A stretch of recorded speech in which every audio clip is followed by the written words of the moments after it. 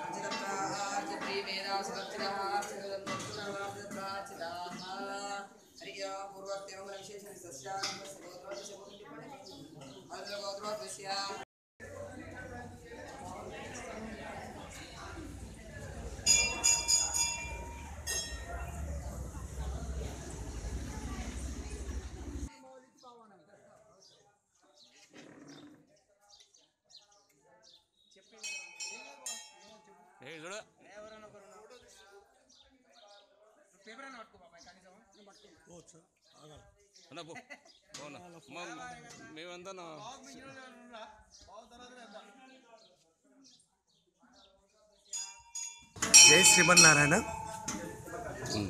జై శ్రీమన్నారాయణ. ఈరోజు వైకుంఠ ఏకాదశి ఉత్తర దర్శనం రాజ్యాల వేణుగోపాల స్వామి గుడిలో బాగా ఉత్సవాలు జరుగుతున్నాయి. పబ్లిక్ అనుకున్న దానికంటే రెట్టింపుగా వచ్చేందుకు అంతా సంతోషంగా ఉంది. కొత్త కమిటీ ఏర్పడ్డందుకు భక్తులు పెరిగినందుకు మాకు చాలా సంతోషం.